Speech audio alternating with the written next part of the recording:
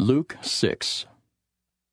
One Sabbath, Jesus was going through the grain fields, and his disciples began to pick some heads of grain, rub them in their hands, and eat the kernels. Some of the Pharisees asked, "Why are you doing what is unlawful on the Sabbath?" Jesus answered them, Have you never read what David did when he and his companions were hungry? He entered the house of God, and taking the consecrated bread, he ate what is lawful only for priests to eat, and he also gave some to his companions. Then Jesus said to them, The Son of Man is Lord of the Sabbath. On another Sabbath he went into the synagogue and was teaching, and a man was there whose right hand was shriveled. The Pharisees and the teachers of the law were looking for a reason to accuse Jesus, so they watched him closely to see if he would heal on the Sabbath. But Jesus knew what they were thinking, and said to the man with the shriveled hand, Get up and stand in front of everyone. So he got up and stood there. Then Jesus said to them, I ask you, which is lawful on the Sabbath, to do good or to do evil, to save life or to destroy it? He looked around at them all, and then said to the man, Stretch out your hand. He did so, and his hand was completely restored. But they were furious and began to discuss with one another what they might do to Jesus. One of those days Jesus went out to a mountainside to pray, and spent the night praying to God. When morning came, he called his disciples to him and chose 12 of them, whom he also designated apostles. Simon, whom he named Peter, his brother Andrew, James, John, Philip, Bartholomew, Matthew, Thomas, James, son of Alphaeus, Simon, who was called the Zealot, Judas, son of James, and Judas Iscariot, who became a traitor. He went down with them and stood on a level place. A large crowd of his disciples was there, and a great number of people from all over Judea, from Jerusalem, and from the coast of Tyre and Sidon, who had come to hear him and to be healed of their diseases. Those troubled by evil spirits were cured, and the people all tried to touch him, because power was coming from him and healing them all. Looking at his disciples, he said, Blessed are you who are poor, for yours is the kingdom of God.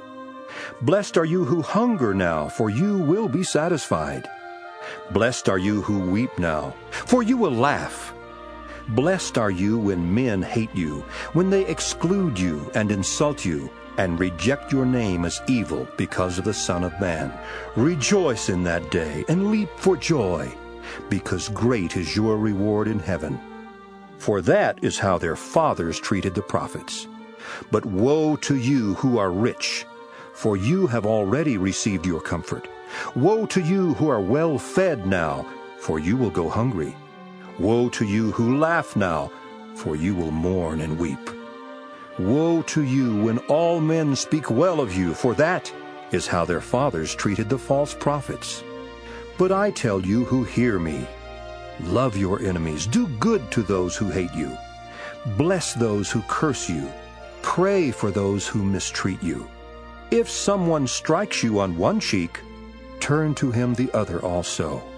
If someone takes your cloak, do not stop him from taking your tunic.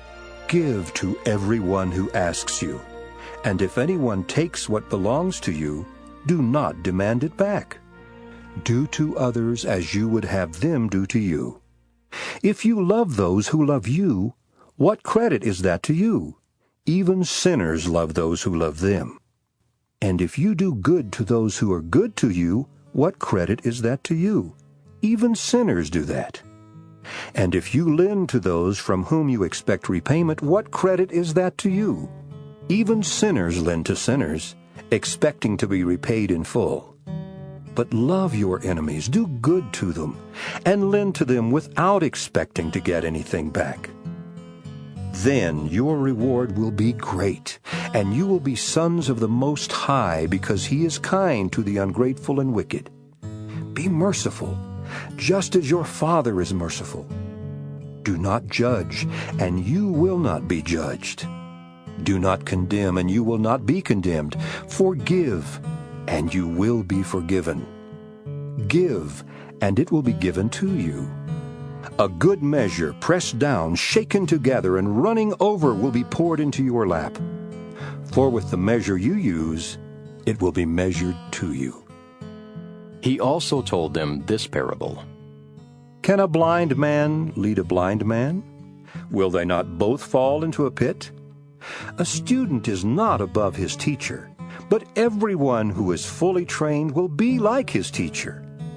Why do you look at the speck of sawdust in your brother's eye and pay no attention to the plank in your own eye? How can you say to your brother, "Brother, let me take the speck out of your eye," when you yourself fail to see the plank in your own eye? You hypocrite! First take the plank out of your eye, and then you will see clearly to remove the speck from your brother's eye. No good tree bears bad fruit, nor does a bad tree bear good fruit. Each tree is recognized by its own fruit. People do not pick figs from thorn bushes or grapes from briars. The good man brings good things out of the good stored up in his heart, and the evil man brings evil things out of the evil stored up in his heart. For out of the overflow of his heart his mouth speaks. Why do you call me, Lord, Lord, and do not do what I say? I will show you what he is like who comes to me and hears my words and puts them into practice. He is like a man building a house, who dug down deep and laid the foundation on rock. When a flood came, the torrent struck that house, but could not shake it, because it was well built.